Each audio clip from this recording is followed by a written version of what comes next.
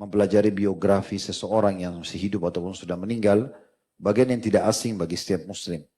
Di masjid ini pun kita sudah membedah biografi para nabi-nabi, walaupun baru 3 yang berjalan, insyaallah Allah mudahkan kita selesaikan, dan sudah puluhan dari serial sahabat, serta akan terus kita membahas biografi mereka, supaya kita bisa menjadikan mereka sebagai suri tauladan dan juga mengambil pelajaran dari hidup mereka.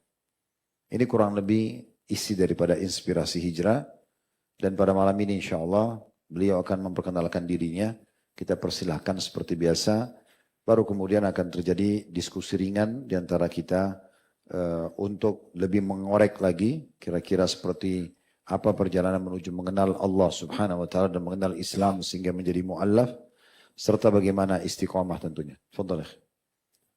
Bismillahirrahmanirrahim. Assalamualaikum warahmatullahi wabarakatuh. Assalamualaikum. Syukran Ustaz atas waktunya. Ya, perkenalkan jemaah, nama keislaman ana Malik Gucili. Guci itu suku Minang ana, Li itu marga Cina ana. Nama ana sebelumnya itu Michael Erlangga. Nama baptis ana dahulu Franciscus de Sales. Alhamdulillah, dulu ana seorang penganut Katolik yang keras, fanatik. Ana bergereja di katedral. Setelah itu ana sempat menjejaki agama Buddha. 2 tahun lamanya Ustaz sebelum keislaman ana. Dan alhamdulillah di tahun 2018, tepatnya di 13 April, ana menyatakan asyhadu an la ilaha illallah wa asyhadu anna Muhammadan abduhu wa rasuluh. Alhamdulillah. Baik, mungkin di awal teman-teman pengen tahu secara kekeluargaan, background keluarga, atau dari mana asalnya, orang tua dari mana, berapa orang bersaudara. Kalau Papi ana, Ustaz, Papi ana beliau dari Pontianak, Ustaz. Beliau Chinese Pontianak. Kalau Mami ana beragama Katolik. Beragama Katolik yang alhamdulillah setelah 2 tahun keislaman ana, beliau pun sudah masuk Islam. Oh, alhamdulillah. Dan bernama Yusuf sekarang. Masya Allah. Alhamdulillah. Lalu Mami ana, beliau dari Minang, Bukit Tinggi. Beliau dulu sempat ikut Papi ana agamanya. Jadi memang kami sekeluarga tumbuh di lingkungan Katolik. Berarti tadinya dari muslimah. Dari muslimah. Terus murtad ke Islam, ke Katolik kita. Betul. Habis itu kembali lagi ke Islam. Kembali lagi, alhamdulillah, saat keislaman ana di hari itu juga beliau menyatakan syahadat kembali, Ustaz. Alhamdulillah. Alhamdulillah, Ustaz. Berapa orang bersaudara? Ana 3 orang bersaudara, Ustaz. Ada cici ana atau kakak perempuan. Kakak perempuan ana berbeda ibu. Namun dari ibu ana, mami ana 2 bersaudara. Ana memiliki adik laki-laki, Ustaz. Alhamdulillah, beliau juga sudah Islam di hari ana masuk Islam, Ustaz. Kecuali cici ana, semoga Allah beri hidayah. Dalam agama apa? Kalau cici ana masih Katolik, Ustaz. Berarti dari cerita antum tadi ini secara umum kemungkinan besar berarti ibu tadi, ayah, papi, atau papi sama mami antum, kemudian adik antum ini masuk Islam karena melihat antum gitu. Karena melihat. Bismillah seperti itu, Ustaz. Ya. Baik, secara pendidikan apa yang antum tempuh selama ini? Ana dari kecil bersekolah di sekolah Katolik, Ustaz. Di kota mana? Di Jakarta, SD-nya SD Budaya Santo Agustinus, Ustaz, di Buaran. Terus SMP sempat melipir ke negeri, SMP 139. SMA ana pindah ke Bogor, itu di SMA Budi Mulia Lordes, Bogor, Ustaz, depan Kebun Raya. Lalu SMA ana sempat masuk ke Universitas Pertamina. Ana bermain basket di sana. Setelah itu, karena ana masuk Buddha, ana memiliki kerjaan di wihara di Eka Lokasari, di Sukasari Bogor. Ana pindah ke Universitas Pakuan di Fakultas Hukum, Ustaz. Bagaimana ceritanya nih dari Katolik pindah ke Buddha ini? Pertama kali kembali ketika ana kelas 5 SD, Ustaz. Ana menemukan 2 buku nikah. Yang dimana tadi sebelumnya sudah announce bahwa orang tua ana ini Katolik. Dan kami selalu ke gereja. Qadarullah, ana melihat laci lemari terbuka dan itu ada 2 buku nikah. 2 buku nikah ini ana baca, ana buka. Di dalam buku nikah tertulis agama papi dan mami ana itu Islam. Jadi langsung ana tanyakan di waktu anak kelas 5 itu ana tanya ke mami ana, kok bisa begini? Bukankah kita nggak boleh mainin agama? Bukankah kita seorang Katolik yang taat, mengikut Kristus? Mami ana bilang, dulu papi masuk Islam untuk menikahi saya, kata mami. Loh, ini kan kontradiktif dengan ajaran papi yang begitu taat kepada Kristus gitu. Nah, disitulah saya berusaha mencari agama yang benar itu seperti apa. Karena saya percaya bahwa Tuhan itu ada. Namun gimana sih cara nyembah Tuhan yang benar? Gitu, Ustaz. Dan memang ana besar di Biara. Alhamdulillah dulu ana bergereja di Katedral Santa Ana, Ustaz, Duren Sawit. Di situ ana juga aktif, nggak cuma sekolah minggu. Ana sebagai anggota gereja, pelayanan, dan ana mengikuti pendidikan. Bahkan ana bercita-cita waktu itu menjadi seorang pastor. Gitu, Ustaz. Belum sempat jadi pastor. Alhamdulillah enggak, Ustaz. Tadi lanjutin waktu antum menanyakan kepada ibu tadi. Kok bisa kita permainkan agama gini-gini? Karena buku nikahnya Islam. Kan beliau bilang, ya papi kamu dulu masuk ke Islam. Antum nggak lanjut tanya lagi, terus kenapa sekarang bisa Katolik? Ya, mami terpaksa. Mami terpaksa, Ustaz. Mami terpaksa, keadaannya terpaksa untuk mengikuti agama beliau. Tapi mami mendoakan ana di depan ana langsung. Semoga kamu menemukan jalan yang benar, nak. Di kamar waktu itu, ana ingat sekali di daerah Pondok Kelapa waktu itu rumah ana. Di Palembang. Murtadnya mami ini ke agama Katolik itu setelah lahir kedua anak ini atau dari awal-awal nikah? Nggak sempat ditanya. Dari lahirnya ana. Lahirnya ana baru mengikuti Katolik. Tapi tidak disebutkan faktornya ya? Iya, nggak disebutkan. Ya ini memang banyak terjadi, ikhwan dan akhwat sekalian, fenomena kita di Indonesia ya. Karena mau menikah, akhirnya pindah agama. Ya, banyak juga orang-orang non-muslim yang karena mau nikah sama muslim atau muslimah, mereka pindah agama Islam, tapi setelah itu akhirnya mereka meninggalkan lagi. Tentu banyak faktor ini ya. Mungkin salah satu penyebabnya karena tidak terdidik dengan benar, ya, terbina dengan benar ke Islam, atau memang dasarnya ada orang non-muslim. Saya bukan bilang papi antum tentunya, tapi secara umum, mungkin mereka memang menjadikan itu tadi senjata hanya untuk menikah. Setelah menikah baru kemudian dia memberikan ultimatum pasangannya kalau mau pindah ke agama saya, kalau tidak bersama-sama. Itu juga banyak kami temukan kasusnya begitu. Jadi memang harus hati-hati teman-teman sekalian ya. Untuk menikah dengan orang non-muslim, ahli kitab, ya, Yahudi dan Nasrani itu dibolehkan dalam surah Al-Ma'idah kalau laki-lakinya muslim. Perempuannya yang ahli kitab. Tetapi di sini tentu anjuran para ulama kalau ini pun harus terjadi di sebuah wilayah di mana kita minoritas, tidak ada muslim yang bisa dinikahi, ya. Dan antum khawatir terjerumus dalam zina. Sehingga di wilayah itu kita nggak dapatkan muslim untuk menikah, kita sendiri khawatir fitnah besar, maka kita menikah dengan wanita ahli kitab. Ya, walaupun dia tidak masuk ke agama kita. Nah, itu dibolehkan. Tetapi kalau di wilayah kayak kita mayoritas muslim di Indonesia, untuk apa? Gitu kan? Ini tidak dibutuhkan. Karena banyak sekali muslimah. Dan Allah menyebutkan dalam Al-Quran tentang masalah larangan menikah lintas agama ini. Ulaika yad'una ilan nar wallahu yad'u ilal jannati wal magfirati bi'idnih. Karena orang-orang non-muslim itu akan mengajak kepada neraka. Dan juga Allah mengajak kalian kepada surga dan pengampunan dari sisinya. Jadi memang jangan main-main. Apalagi kalau sampai kasusnya kayak tadi. Contoh kita ambil dari Akh Malik. Akhirnya awalnya muslim. Murtad, mau nggak mau akhirnya anak-anak ikut jadi agama yang terakhir begitu ya. Andai saja misalnya papinya tadinya bertahan dalam keadaan Islam, berarti anak-anak juga lahir dalam keadaan Islam. Karena sudah masuk Islam tadinya kan. Baik. Selanjutnya, pada saat antum sementara, tadi antum bilang sempat aktif di gereja segala macam. Apa yang memotivasi? Kenapa harus aktif di gereja? Antum sendiri atau papi antum yang suruh? Ya. Pertama memang diarahkan oleh papi. Cuma memang Anda memiliki semangat beragama waktu itu. Memang keluarga kami dididik untuk beragama taat, untuk tidak meninggalkan ibadah ekaristi atau yang biasa orang suka gereja hari Minggu itu, kayak gitu. Juga Ana menempuh pendidikan Katolik, Ustaz. Dari kecil memang disekolahkan oleh papi Ana. Karena Ana juga mengikrarkan bahwa Ana bercita-cita menjadi seorang pastor. Begitu, Ustaz. Berarti pendidikannya ke arah situ, Teh. Ke arah situ, Memang. Ustaz. Betul. Sempat lanjutin studi ke luar negeri atau apa untuk kita? Nggak, belum, Ustaz. Alhamdulillah belum. Taib. Tadi kan kita bicara ini masalah dari Katolik nih, sudah Katolik.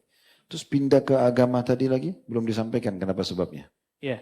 Yang pertama, Ana menemukan banyak Ke kontradiktif. Hindu tadi ya? Ke Buddha, Ustaz. Ke Buddha, oke. Buddha. Ana menemukan banyak kontradiktif di agama Nasrani, Ustaz, di Katolik ini. Di mana mereka beramal, Ustaz, tapi bentrok dengan perkataan yang ada di Alkitab. Izin Ana sampaikan sedikit, Ustaz. Salah satunya terkenal, orang-orang Katolik ini suka makan, mohon maaf, babi, Ustaz. Makan babi. Sedangkan di Alkitab itu disebutkan dalam kitab Imamat bab 11 ayat 7, bisa dibuka, dan juga di bab Ulangan ayat 14 dan 18 dinyatakan demikian juga babi, karena memang berkuku belah, yaitu kukunya bersela panjang, tetapi tidak memamah biak, maka haram itu bagimu. Tapi mereka konsumsi babi, Ustaz. Begitu juga Ana dan keluarga, hobi banget dulu makan babi. Seperti itu. Begitu juga masalah Itu dulu. dulu. Alhamdulillah, Ustaz. Begitu juga perkara anggur. Di mana setiap perayaan Ekaristi, bahkan ketika ingin menjadi seorang Katolik yang taat, yaitu dengan cara dibaptis, resmi menjadi Katolik, itu harus meminum anggur sebagai lambang darah Kristus. Lambang darah Kristus. Padahal nggak ada hubungannya anggur sama darah ya? Iya, relate-nya di mana? Roti dengan daging dan tubuh Kristus. Berarti kita makan tubuh Tuhan kita sendiri dong. Minum darah Tuhan kita sendiri dong.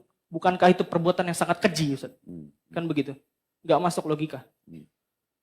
Lalu larangan minum anggur pun ada di kitab Imamat bab 10 ayat 9, juga di di kitab Efesus bab 5 ayat 18, di Amsal bab 31 ayat 4 sampai 5. Anggur itu membuat kita terhuyung-huyung dan terhina. Dan disebutkan apabila seperti mungkin modelnya seperti tafsir, Ustaz. Jadi kalau ada perkataan menyakiti hati Tuhan, Tuhan tidak senang, itu artinya kita melakukan dosa. Dan mengapa kita melakukan dosa dengan sengaja?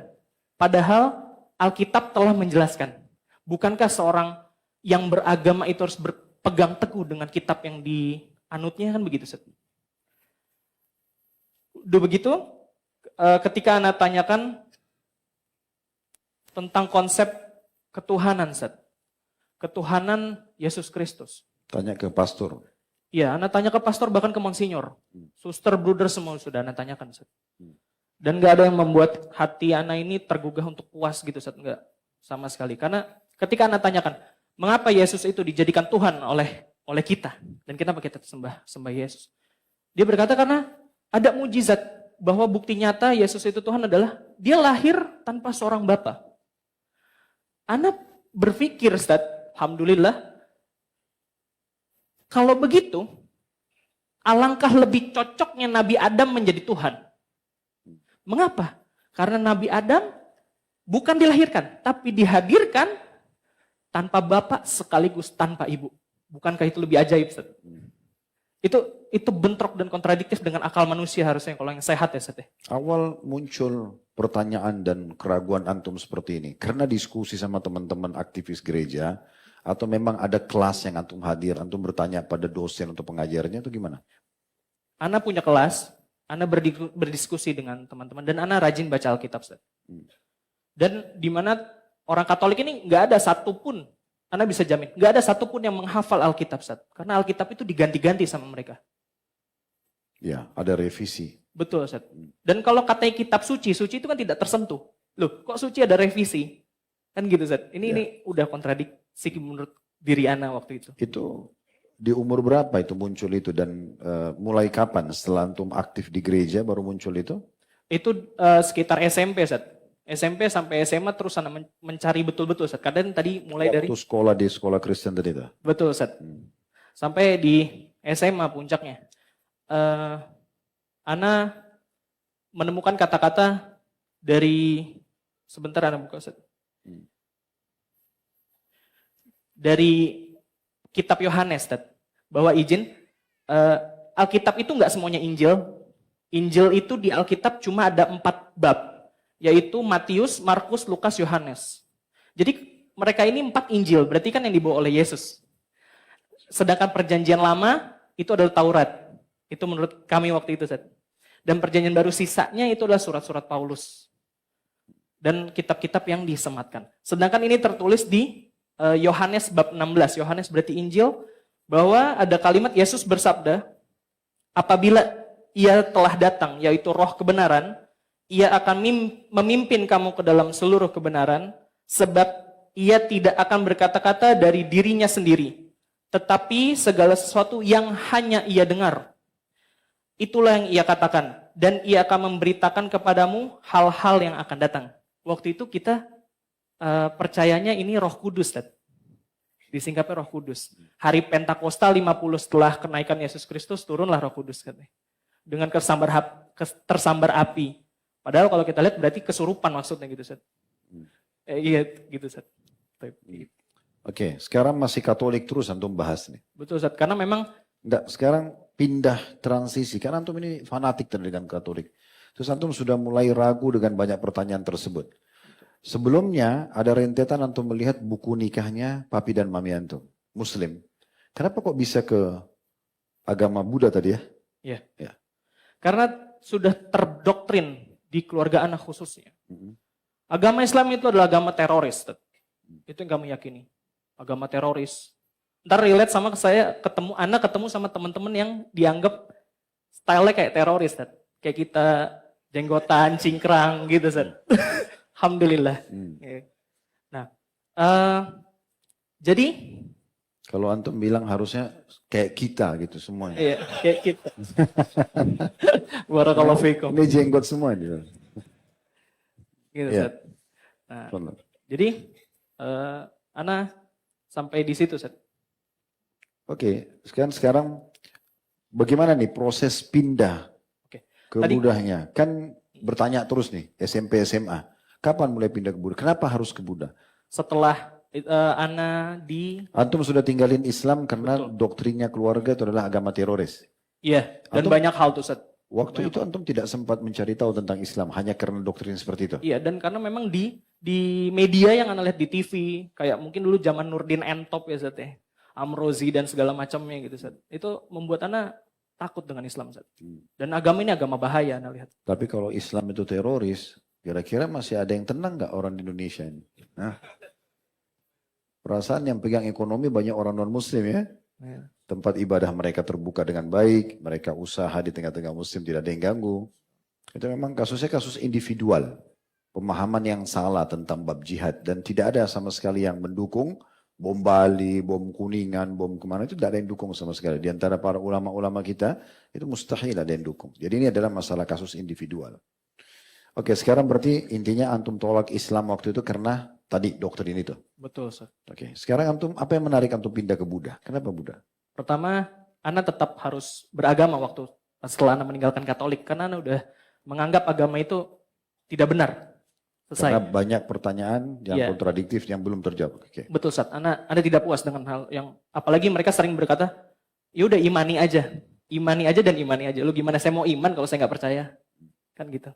Nah, masuk ke Buddha itu karena pertama tadi harus agama di Indonesia ini harus beragama dan hanya 5 agama yang diakui waktu itu kan, Ustaz. Ana pilih Buddha karena memang keluarga ada Chinese, Ustaz. Dan Chinese itu kan adalah seorang Buddha gitu, Ustaz. Maksudnya seorang yang beragama atau berakhlak Buddha. Seperti itu, Ustaz. Jadi karena Ana percaya bahwa Tuhan itu tetap ada, cuma Ana ragu dengan konsep ketuhanan Yesus Kristus. Buddha berarti punya konsep ketuhanan. Di waktu Ana belajar kitab Yogeswara sama Pak Wana, dosen Ana di Fakultas Hukum, itu dan juga Suhu Siansing, pemimpin Mahayana Indonesia, salah satu pemimpin Mahayana Indonesia di Eka Lokasari, Bogor. Itu Ana tanya tentang konsep ketuhanan, ya punya konsep ketuhanan. Dan singkat cerita, itu Ana menemukan kalimat di kitab Yogeswara. Jadi kalau ada orang bilang, saya pernah lihat kitab Tipitaka, itu mustahil, Ustaz. Karena Tipitaka itu semuanya terpecah. Nah, sub Tipitakanya namanya Yogeswara, salah satu yang orang mungkin kenalnya yang diambil oleh Biksu Tong Samcong. Sun Gokong, Ustaz. Oke? Mereka tahu, kan? Saya nggak tahu. Oke. Iya. Nah, itu ada perkataan di sana bahwa Tuhan itu satu, tidak beranak maupun tidak diperanakan. Ustaz. Oh, ada begitu? Yes, ada kalimat seperti itu maknanya, Ustaz. Maknanya. Mereka arahkan kemana itu? Ya, mereka katakan itu ya Tian atau Tuhan. Karena di Buddha kan ada, kalau sembahyang tuh dulu, Ustaz, bagian Tian itu kita menghadap langit memang, nggak menghadap patung. Patung itu dewa-dewa. Patung untuk apa? Patung itu mereka bilang itu untuk simbol agar kita fokus. Kalau di Katolik juga ada dulu namanya devosi, kayak begitu, Ustaz, sama. Jadi fokus untuk agar kita punya ada objeknya. Yes, objek dalam beribadah. Tapi kan nggak bisa ngomong. Iya itu makanya bodohan satu. Kalau itu dianggap sebuah objek pun harusnya kan ada responnya. Betul, Ustaz. Betul. Terus berapa lama tuh? Dari umur berapa untuk masuk ke Buddha? Buddha tuh berarti di 2016, Ustaz. 2016 sampai 2018. Masuk Islamnya? 2018. 2 tahun setelah itu? 2 tahun setelah itu. Oke, sekarang setelah tekuni Buddha selama 2 tahun, apa yang membuat antum meninggalkan lagi nih? Nah, alhamdulillah, anak waktu itu kuliah di Pakuan, Universitas Pakuan, Fakultas Hukum. Anak bertemu dengan 3 orang teman anak, Ustaz, yang tampilannya jenggotan dan cingkrang. Teroris tadi? Iya. Yang dianggap teroris. Iya. Terus teroris ini kok baik gitu, Ustaz? Maksudnya? Baiknya apa? Traktir makan. Iya, akhlaknya Masya Allah, Ustaz. Beliau adalah orang-orang yang nggak pernah nyinggung-nyinggung agama lain. Maksudnya terus ketika kita, waktu itu Qadarullah punya proyek hukum, Ustaz. Punya proyek hukum bareng berempat, karena satu kelas juga waktu itu. Kita sering hangout bareng, akhirnya ngobrol, Ustaz, di situ. Sampai kalau kita mau di hari-hari Minggu atau Sabtu, Ustaz, ibadahnya orang Buddha tuh di sana, itu dia nggak ganggu kita, Ustaz. Terus ketika mereka sholat, itu mereka nggak ngajak-ngajak ana, nggak ngeledek-ledek misal, yuk sholat gitu, nggak. Dan Masya Allah, beliau bertiga, yang berdua alhamdulillah masih hidup, hafizahullah, yang satu sudah meninggal, tabrakan qadarullah di puncak, semoga Allah rahmati. Mereka sholatnya rajin, Ustaz, 5 waktu. Tidak seperti umat Islam yang anak temukan, kebanyakan. Yes. Terus mereka tidak minum khamr. Sebagaimana banyak umat Islam, anak punya teman minum khamr ikutan sama anak ya, zaman dulu, Ustaz. Ikutan sama anak minum khamr. Nah, bahkan mereka sholat duha itu, anak tanya sholat di pagi hari itu apa sih? Sholat duha. Sholat duhanya kenceng, Ustaz, ke masjid. Masya Allah. Bahkan terus kalau sholat 5 waktu, sebelum adzan, mereka ke masjid, Ustaz. Ana bilang, ini 3 orang aneh nih. Tapi masa teroris kayak gini? Ana bilang, mustahil gitu kan. Teroris kok baik gitu. Apa cuma siasat atau gimana? Ana tetap nggak percaya kan. Masih curiga? Masih curiga, Ustaz. Teroris. Apalagi yang satu orang Australia, Ustaz. Orang Australia. Nah. Itu satu fakultas? Satu kelas malah. 3-3-nya, Ustaz. Satu kelas. Nah, terus akhirnya kita suka berdiskusi kan, namanya orang hukum, kita berdiskusi. Tapi pakai substansi. Atau orang sekarang mungkin bilang hujjah atau dalil. Kan begitu, Ustaz. Nah, lama-lama nyerempet bahas agama, Ustaz. Di sini poinnya. Nyerempet agama, terus kita discuss sampai di titik mereka kenalkan ana dengan kajian Dr. Zakir Naik, hafizahullah. Dan juga mengenalkan kajian antum, Ustaz, barakallahu fiik. Begitu. Nah, di sana ana sempat dapatkan diskusi tentang perkataan yang tadi ana sebut di Alkitab Yohanes bab 16 tadi, Ustaz, bahwa akan ada yang datang. Dan bukankah ayat tadi yang roh kebenaran akan datang setelahku, dia akan memuliakan namaku, dia akan berkata-kata hanya dari apa yang ia dengar, dan dia akan berkata-kata tentang hal yang apa yang akan datang. Terus di ayat lanjutannya, dia akan memuliakan namaku juga Allah Bapa di surga. Nah, ini relate dengan ayat, Masya Allah, a'udzubillahi minasyaitonirrajim, wa idh qala Isa bin Maryam ya bani Israel, inni Rasulullahi ilaikum, musaddiqan lima baina yadayya minat Taurah, wa mubasysyiran bi rasulin ya'ti min ba'di ismuhu Ahmad. Nah, ila akhir ayat. Jadi ternyata ketika Isa bin Maryam berkata, wahai Bani Israel, aku adalah Rasul untuk kalian, dan aku membenarkan apa yang ada di tanganku, juga dari Taurat, juga membenarkan tentang seorang yang akan datang setelahku bernama Ahmad. Bukankah ayat ini begitu relate, Ustaz, gitu? Ya. Oh, ternyata manusia yang, maksudnya makhluk yang disebut di Alkitab ini, merujuk kepada ayat ini, Ustaz. Itu yang mereka bukakan kepada anak. Itu sempat kita berdebat, Ustaz. Berdebat yang dahsyat, Ustaz. Berdebat. Kita kalau berdebat kayak marah-marah memang. Gitu loh. Cuma Dari tadi antum dilihat kayak marah-marah di sini. iya, anak emosi, Ustaz. Anak dibohongi soalnya. Oke, terus? Dan ayat ini begitu, apa ya, menggugah hati anak untuk melihat sisi Islam dari sisi yang lain gitu, Ustaz. Dan mereka jelaskan bahwa ketika anak tanya tentang teroris apa segala macam, nggak ada, teroris itu nggak begitu, nggak ada ajaran Islam kayak begitu, ngebunuh orang, mendolimi orang. Bahkan orang-orang kafir di negeri Islam pun dijaga kan begitu, Ustaz, kata mereka. Udah singkat cerita, anak terus main sama mereka kan, karena anak nyaman, Masya Allah, Ustaz, gitu.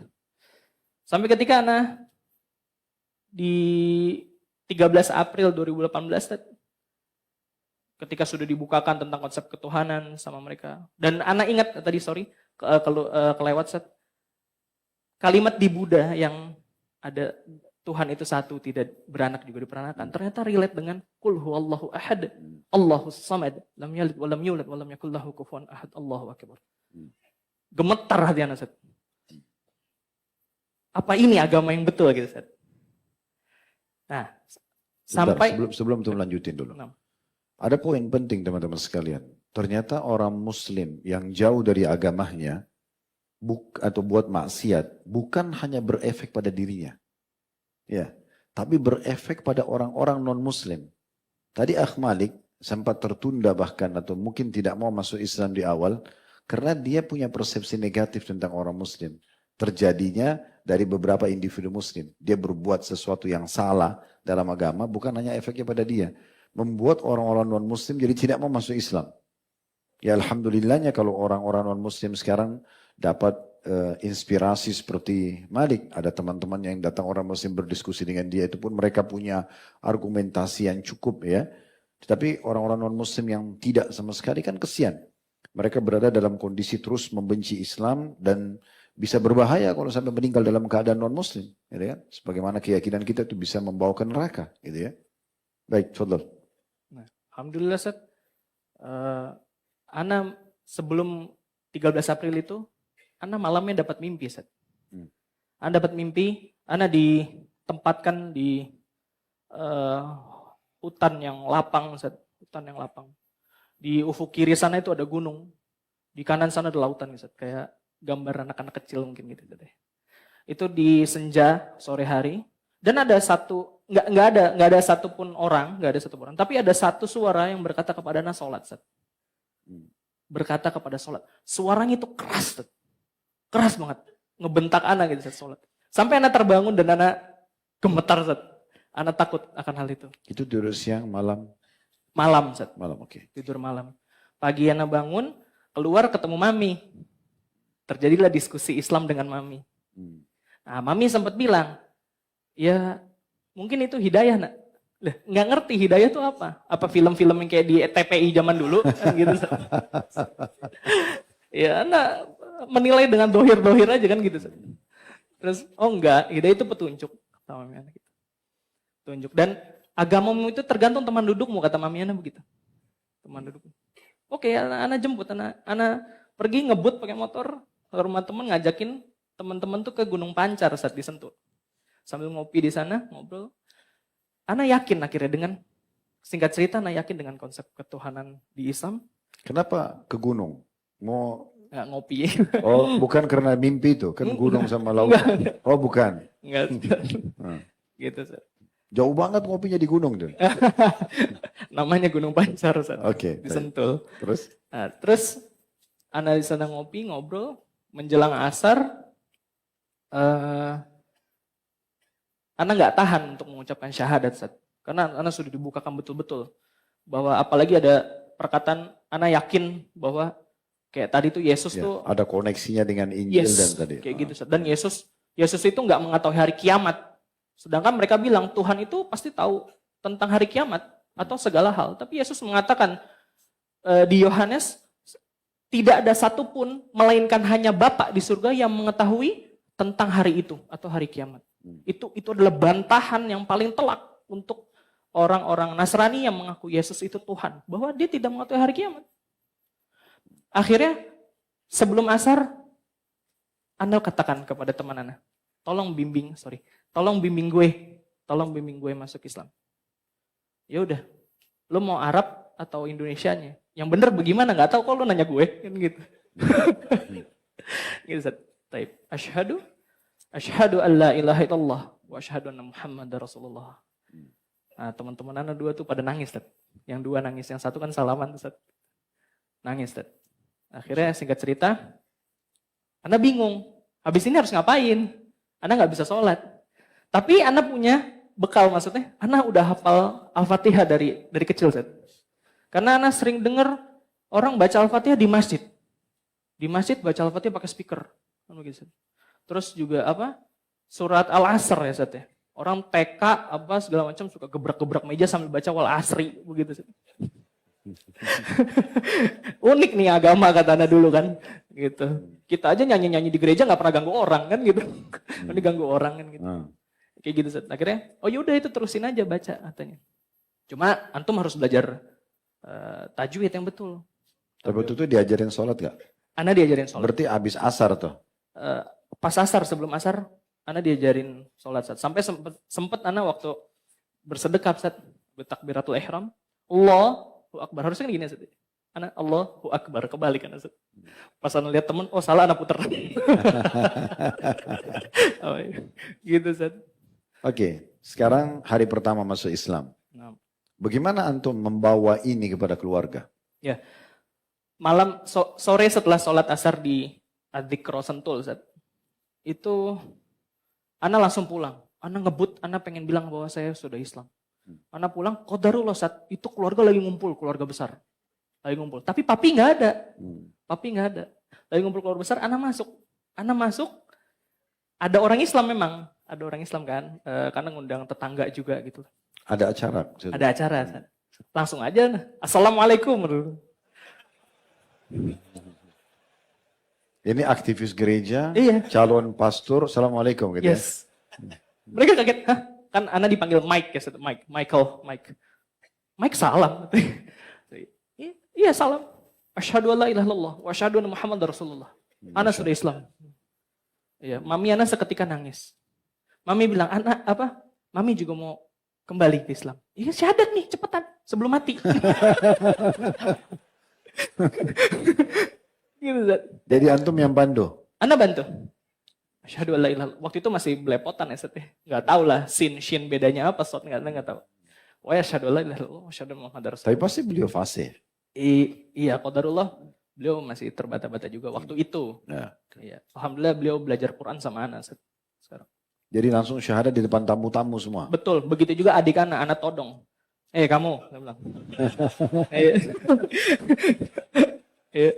Alhamdulillah papi ini memang keluarga kita ini, Sat, memang alhamdulillah di keluarga besar tuh punya power, Sat.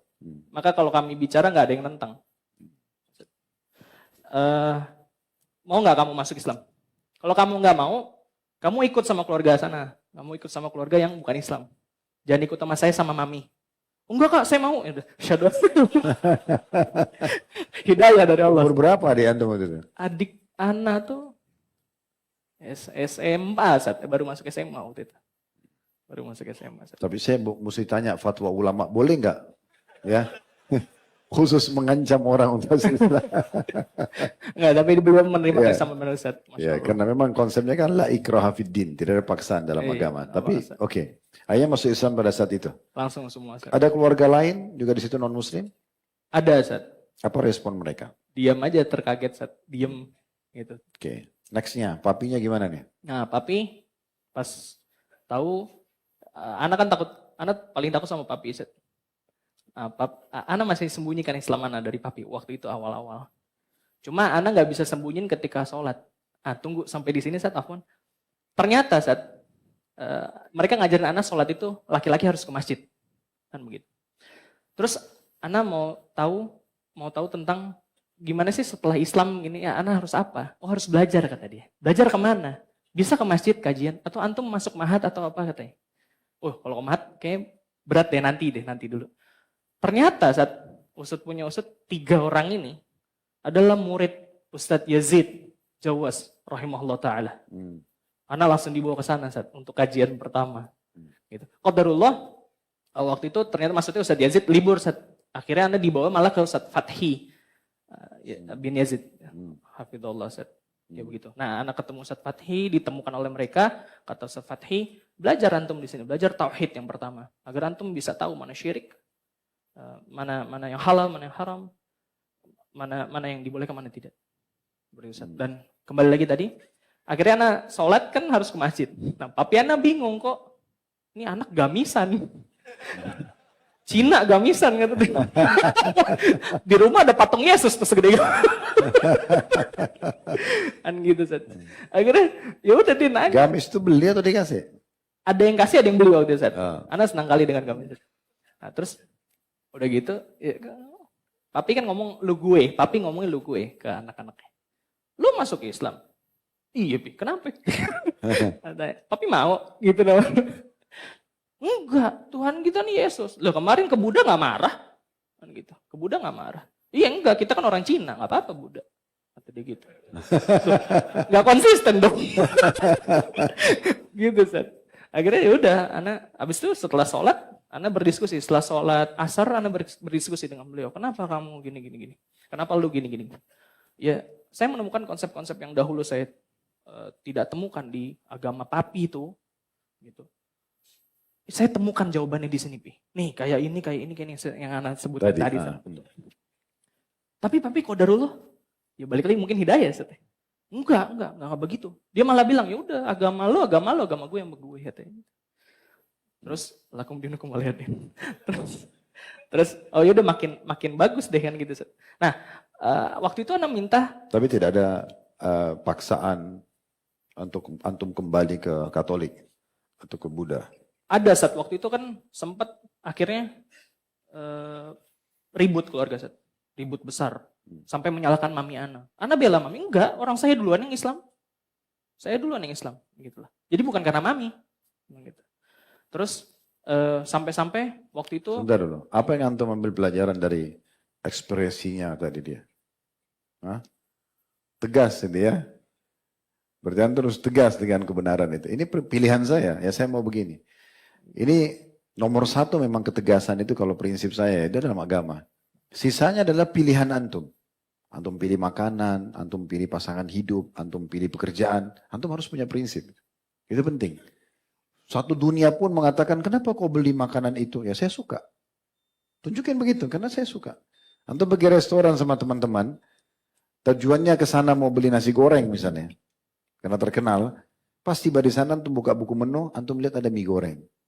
Hati saya mau mie goreng. Ya udah pilih mie goreng. Walaupun teman antum semua bilang, enggak nasi goreng ya enak. Ya udah saya lagi pengen ini. Harusnya begitu, karena itu tidak ada sesuatu yang harus memaksa kita mencontohin orang gitu ya. Contohnya. Ya. Akhirnya tadi keluar ribut besar. Iya ribut. Nyalahkan mami antum tapi antum membela. Betul, anak bela. Bahkan keluarga besar lain juga jadi ikut-ikutan gitu Ustaz. Dan anak meminta pendapat dengan Ustaz Fathi. Bagaimana seharusnya ini? Dan ya kalau papi antum nggak mau, ya sudah, memang nggak boleh bersama mereka. Harus cerai ya Ustaz. Oh harus cerai. Oke, kalau memang Allah yang berkehendak seperti ini, saya ikuti. Karena Allah Tuhan kita. Terus saya nggak butuh siapapun. Saya cuma butuh Allah. Maksudnya harus cerai ini gimana? Dia pisah. Antara papi sama mami. Iya, karena papi kan yang nggak mau, papi yang nggak mau kan, Ustaz, gitu. Ya betul, karena dalam keadaan non muslim. Oke, akhirnya karena Ana juga ngerti hukum, Ana ceraikan mereka, Ustaz. Ana ceraikan. Ya, karena papi sekali lagi sebelum sidang nih, Ustaz, Ana tanya, papi mau nggak masuk Islam? Enggak, papi nggak mau. Kan nggak boleh, la ikraha fid din ya, Ustaz, nggak boleh ada paksaan. Oke, ya udah, selesai. Mami tetap dalam keislaman dan ini yang mami mau ternyata selama ini. Mami yang mami mau ini gitu lah. Ya akhirnya mereka bercerai pisah rumah. Itu tahun berapa? Itu di 2018. Di tahun yang antum masuk Islam itu. Tepat bulannya Ana lupa. Oke. Terus berjalan waktu, kan ini papi antum ceritanya masuk Islam juga nih. Gimana Betul. ceritanya? Nah, setelah itu Ana kan nimba ilmu akhirnya ke Mahat, Ustaz. Tahfidz, Ustaz Abu Bakar Al-Akhduri. Tapi Allah Maha Adil ya. Karena bawaannya tegas, masuknya ke majelis dalamnya Ustaz Yazid juga. Memang antum sejalan. Jadi memang harus ketemu begitu. Karena di sini yang Katolik masuk sama kita sedikit soft. Insyaallah. Yes. Tapi oke ya. Terus lanjutnya? Iya. Jadi akhirnya pisah. Terus Ana nimba ilmu di Mahat Ustadz Abu Bakar Al-Akhduri, yang kemarin ke kantor, Ustaz. Ya, kebetulan kan jemaah Ana bekerja di tempat beliau di Uhud Tour, Ustadz Khalid masalah. Baru bergabung beliau sama kita. Ya, silakan. Nah terus Ustadz Abu Bakar yang menamai Ana Malik, Ustaz. Gitu. Dan Ana belajar tahsin di sana. Alhamdulillah Ana pun mengambil tahfidz di sana, Ustaz. Alhamdulillah. Nah, setelah itu 2 tahun kan, Ustaz? 2 tahun. Ana tetap mengunjungi papi Ana. Rumahnya di Bekasi. Berarti 2018 sampai 2020. Betul. Oke. Ana tetap mengunjungi beliau karena beliau papi Ana. Dan kehidupan kami dahulu sangat harmonis. Makan malam bersama, main, hangout apa segala, enggak, jarang ribut gitu, Ustaz. Tapi ketika agama jadi ribut kan gitu, Ustaz. Ya, yang Ana pilih harus. Tapi udah benar antum dengan cara tetap silaturahim dengan keluarga non muslim itu sudah benar. Betul, Ustaz. Karena Ya, kan terus? papi Ana gitu. Nah, ayo Ana ke sana, Ana tetap ngobrol hal lain aja ke sana, enggak ngobrol agama, enggak. Ana ngobrol hobinya beliau, Vespa lah atau apa. Ana ngobrol otomotif atau juga makanan kesukaan beliau gitu-gitu aja sambil Ana juga terapis kan, Ustaz. Ana terapis, Ana bisa berbekam. Ana bisa bekam. Alhamdulillah Ana fasdu juga bisa. Guru Ana Bang Randi Abdul Hadi. Alhamdulillah Ana juga bisa kiropraktik, Ustaz. Jadi Ana sembari ke sana, sembari terapi papi Ana. Gitu aja udah. Nggak. Dan kalau waktu sholat, Ana sholat. Udah itu aja yang Ana tunjukin ke papi Ana, nggak banyak ngomong. Karena papi Ana juga temperamental, Ustaz. Iya, bisa samurai dia keluarin tuh kalau Ana. Oke, terus berjalan gimana? Berjalan. Sampai akhirnya mau syahadat papi antum ini gimana? Qadarullah beliau jatuh sakit. Beliau Di tahun 2020 itu? Yes, Ustaz. Ya, Parkinson. Beliau sakit keras. Dan beliau karena Parkinson terkena halusinasi, Ustaz.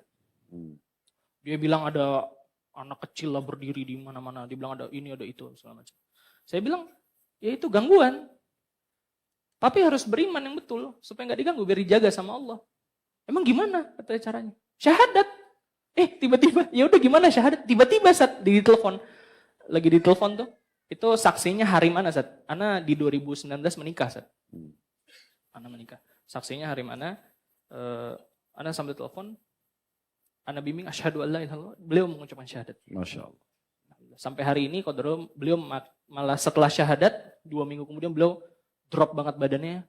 Sampai hari ini beliau nggak bisa apa-apa. Bahkan untuk membalikan badan ke kanan ke kiri aja udah nggak bisa, Ustaz. Ana mohon doanya semua. Umur berapa sekarang? Sekarang udah 70, Ustaz. Alhamdulillah Allah datangkan hidayah di akhir-akhir begitu waktu ya.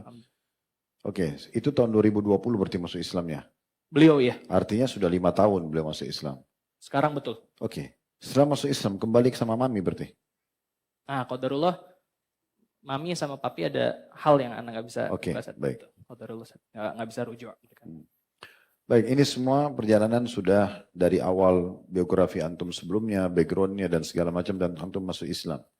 Sekarang antum bisa tanya atau sampaikan kepada ikhwah kita di sini, apa yang membuat antum bisa mau istiqamah, mau konsisten menjaga keislaman antum? Ya, Yang pertama ana Secara pribadi aja, antum apa yang antum programin dalam sehari, apa yang antum cari komunitas kah, antum hadir majelis ilmu kah, apa yang antum lakukan? karena dulu kan sempat masuk juga saat akhirnya alhamdulillah ana juga lulus S1 syariah Ustaz. Alhamdulillah. Di mana? Diambil syahadanya di LPBA Al Abbas Ustaz, di Hmm. Bekasi ada. Ana pernah di Mahat Badr Al Wafa Bogor juga Ustaz. Di mana di sana dididik memang ya mahat gitu kan. Mahat kesehariannya ya Ini setelah tahun 2020 tuh masuk kuliah tuh. di 2019. Oh pas tahun menikah Betul. masuk kuliah. Jadi Papi antum masuk Islam, antum masih kuliah syariah itu. Betul. Sembari bisnis Ustaz. Jadi ambilnya kelas ekstensi. Itu ada Ustaz. Alhamdulillah Ustaz. Yang 24 jam juga kalau di Mahat ada, setelah itu di tahun 2000. Berarti kita bisa ambil kesimpulan di sini antum istiqomahnya itu dengan cara antum menekunin dengan cara masuk di ma'had. Betul, Begitu? waktu itu begitu. Dan kalau terus akhirnya kebiasaan itu kebawa. Karena kan di Mahat juga belajar bahasa Arab 24 jam saat di Mahat Badr Al Wafa Bogor itu 24 jam bahasa Arab. Ana 6 bulan pertama cerita dulu. 6 bulan pertama itu ana dihukum terus Ustaz, kena ukubah terus Ustaz. Kenapa? Karena ana kan nggak bisa alif bata tuh awalnya kan ana nggak bisa. Terus ana masuk situ juga buta bahasa Arab gitu Ustaz ya. Selalu mukhalif ana melanggar gitu. Akhirnya ana lari 8 keliling lapangan bola dihukum. Tapi itu malah membuat ana makin semangat bahwa that's the point. Kalau ada kesusahan, setelahnya pasti ada kemudahan. Inna ma'al usri yusra. Itu ana yakin di situ. Nah, sampai hari ini, apa yang Mahat kan sudah selesai nih. Betul. Sampai hari ini untuk menjaga stabilitas iman antum, apa yang antum lakukan? Pagi biasanya setelah subuh, ana baca Quran Ustaz. Ana baca Quran. Kalau sebelum subuh, ana tambah hafalan ana, bukan tambah ana murojaah. Alhamdulillah, ana sempat menghafal 30 juz Ustaz. 3 tahun barakallahu fik. Semoga Allah mengistiqomahkan kita semua. Terus juga ana menjaga itu dan tapi berat banget Ustaz. Berat banget apalagi kerja udah punya anak ya Ustaz. Habis itu ana rutinkan untuk hadir di majelis ilmu Ustaz. Ana masih hadir di Ustaz Fathi Ustaz. Dan juga kalau Ustaz ada setiap bulan di Ustaz di sini kan. Nah, itu ana kiat-kiat ana seperti Ustaz. Dan ana mengajarkan apa yang ana dapat dari Mahat ke keluarga ana. Sekalian murojaah ilmu ana. Ana ajarkan istri ana bahasa Arab. Alhamdulillah. Ana ajarkan keluarga ana ilmu tajwid. Alhamdulillah. Sama tahfidz. Berapa lama proses tahfidznya? Tahfidz total itu jadinya 4 tahun Ustaz. Total. Dari 2019 itu? 2018 Ustaz. Karena 2018 6 bulan kemudian ana udah bisa baca Quran alhamdulillah. Setelah itu mulai tahfidz sampai Mulai tahfidz. 2023 berarti? Betul Ustaz. Terus. Sekarang kenapa nggak terjun di dakwah kalau begitu, kalau sudah punya background syariah? Masih mau menekuni lagi lebih dalam? Itu pertama Ustaz. Dan alhamdulillah kan anak umur juga masih 26 tahun Ustaz. Dan masih banyak ustadz-ustadz yang ya antum barakallahu fik Ustaz. Jangan disebut anak, Iya. sedang tanya antum. Iya maksud ana. Kena balighu anni walau ayah kan ada. Nah, tapi masih banyak lah orang-orang yang lebih afdol Ustaz. Ana masih mau menekuni jalan ini gitu Ustaz. Dan dakwah itu kan gak mesti di mimbar ya Ustaz ya. Iya. Ana juga dakwah keluarga ana. Ya, itu yang maksudkan. Jadi bukan berarti saya bilang tadi kenapa nggak berdakwah, bukan berarti harus tampil di sebuah podium atau di masjid gitu ya. Betul. Dakwah dalam arti lingkungan antum. Sebagai contoh misalnya, ini mungkin penutup ya. Apa yang antum lakukan setelah antum tahu kebenaran ini kepada teman-teman antum dulu, Katolik? Apakah antum masih kontak mereka? Antum ada keinginan nggak mengajak mereka diskusi? Kan antum ini sudah punya, kalau di kacamata anda backgroundnya sudah bagus. Iya. Sudah tahu agama mereka, tahu ada hal-hal yang keliru tadi, sampai papi antum pun akhirnya bisa syahadat. Ini kan sebenarnya bisa jadi sebuah bekal untuk mengajak mereka. Betul. Begitu juga dengan tadi teman-teman yang Buddha gitu kan. Antum bisa menjelaskan tadi tentang masalah makna al-ikhlas yang ada di buku mereka. Artinya ada upaya ke sana nggak? Iya. Jadi ana udah ngajak chat apa segala macam. Tapi gimana lagi? Bahkan ana di unfollow dari Instagram. Mereka nggak mau diskusi sama ana Ustaz. Ya enggak apa-apa. Ana aja. Yang penting sudah ada upaya. Betul. Ana mencoba mengajak, ana coba diskus tapi ya mereka nggak mau. Itu bukan asing karena Nabi Muhammad SAW waktu beliau dapat dinobatkan jadi nabi, yang paling pertama nolak kan Abu Lahab, itu pamannya sendiri. Nah. Sallallahu alaihi wasallam. Jadi memang mayoritas keluarga beliau itu menolak. 13 tahun dakwah di Mekah itu dalam beberapa athar disebutkan cuma 153 orang yang masuk Islam. Intinya sebenarnya sih dalam beberapa perbedaan perselisihan tentang jumlah kaum muslimin nggak lebih dari 250 orang yang jumlah masuk Islam. Itu banyak yang paling menolak dari keluarga beliau sendiri. Waktu perang Uhud, perang Badar itu yang memegang bendera sengaja dari suku Abdiddar, dari turunan kakek Nabi. Perang yang pegang bendera orang non muslim ya, orang Quraisy. Yang pegang juga benderanya orang non muslim di Uhud itu adalah dari suku Abdiddar. Sampai 10 orang bersaudara. 11 orang sama budak mereka. Itu untuk menunjukkan permusuhan mereka. Tapi Nabi SAW tidak putus asa. Kita tidak pernah tahu berapa banyak Quraisy yang masuk Islam. Seperti Abbas sendiri paman Nabi masuk Islam pembebasan kota Mekah. Jadi maksudnya jangan berhenti sampai di situ. Mungkin ada cara lain yang bisa, mungkin dari keluarga, papi antum gitu kan. Yang bisa tetap, mungkin siapa di antara mereka yang lunak hatinya. Sebagai contoh Nabi SAW pernah mengundang keluarga-keluarga beliau, khusus untuk menyampaikan Islam, tapi rupanya begitu ngomong pertama, Abu Lahab sudah marah. Nolak. Ya, dia emosional dan nolak. Alihadi, tabban lak alihada jama'atana, celaka kau Muhammad, untuk ini kau kumpulkan kami. Ya. Maka Nabi SAW tutup majelis. Tidak dibicarakan Islam pada saat itu. Mereka makan, pulang. Terus Nabi SAW buat undangan yang kedua tanpa Abu Lahab. Nah disitulah masuk Islam Sofiyah. Ibunya Zubair bin Awam. Tante Nabi SAW. Gitu kan. Nah itu salah satunya. Jadi tetap ada upaya dengan harapan justru orang-orang ini yang perlu kita kasih petunjukkan. Kita tidak tahu hidayah itu kapan. Nah, tadi contoh Papi Antum hanya dengan Antum bilang, ya ini itu bisa harus dengan keimanan yang benar dan segala macam. Kita tidak tahu tutur kata kita yang mana yang bisa menyentuh orang.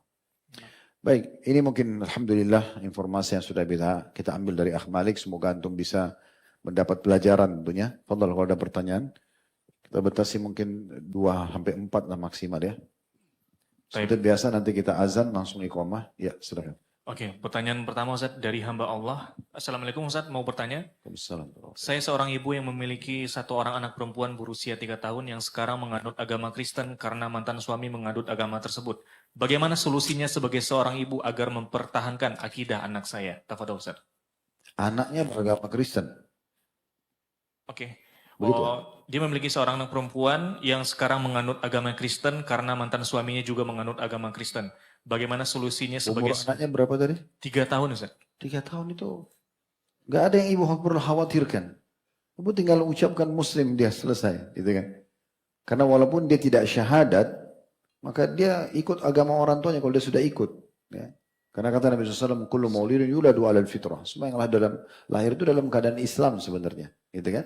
3 tahun belum tahu apa-apa sama sekali, ya, belum tahu. Mungkin ngomong pun masih ya baru belajar ya. Saya juga punya anak-anak kecil yang masih 2-3 tahun masih belum paham apa-apa itu. Sangat mudah gitu ya. Jadi ibu sekarang mulai ajarkan Islam, ajarkan sholat, ikutkan di TPA dekat rumah, ya sebagai anak Muslim, ya dia aktif sebagai anak Muslim. Ya. Oke, mungkin 2 pertanyaan lagi Ustaz setelah salam. Semoga Allah merahmati para ulama. Dan Ustaz, ketika suami di dalam masa perkawinan itu pindah agama selain Islam, sebagai istri sudah mendoakan agar suami kembali bersyahadat selama bertahun-tahun, namun tidak juga terbuka hatinya. Bagaimana sarannya Ustadz? Apakah berpisah atau bersabar di dalam doa, namun jadinya berzina? Jazakallahu khairan Ustaz. Memang tidak boleh bersama, ya walaupun belum jatuh cerai secara mutlak, ya terjadi pada As bin Nabil As, anak mantu Nabi SAW, suaminya Zainab radhiyallahu anha. Waktu Zainab mengikuti Rasulullah SAW di Mekah menyatakan kenabian ayahnya, suaminya nggak mau. Maka Nabi SAW dipisahkan. Sampai terjadi perang Badar. Artinya, kalau kita anggap itu 13 tahun fase dakwah di Mekah, itu pertama Zainab mengikrarkan kenabian Nabi Muhammad SAW, disitulah anak mantu Nabi ini tidak mau masuk Islam. Di saat itu sudah dipisahkan. Jadi 13 tahun fase Mekah, plus lagi 2 tahun fase Madinah. Karena As bin Nabil As ini ikut dalam perang Badar bersama Quraisy untuk memerangi muslimin. Dan dia termasuk tawanan. Nah pada saat ditawan itulah hatinya tergerak. Artinya 15 tahun. Bukan waktu yang sedikit. Kemudian dia melihat muamalahnya kaum muslimin dengan tawanan. Dia mendengarkan beberapa ayat-ayat Al-Quran dibaca gitu ya. Dan pada saat di Madinah dia sempat mengirim informasi kepada Zainab. Mengatakan tolong tebus saya. Maka Zainab pun akhirnya menebus dengan kalung yang pernah dikasih oleh Khadijah pada saat pernikahan dia. Waktu Nabi SAW lihat itu, Nabi SAW sedih karena mengingat istrinya Khadijah gitu kan. Lalu beliau mengatakan, saya serahkan pada kalian. Udah. Ada yang tahu informasi ini? Gak ada ya Rasulullah. Baik, serahkan. Maka mereka pun akhirnya membebaskan As ya. Karena waktu dibebaskan, dia keluar dari Madinah ke Mekah, dia kembalikan semua amanah yang ada di pundaknya, kemudian dia kembali ke Madinah, baru dia masuk Islam.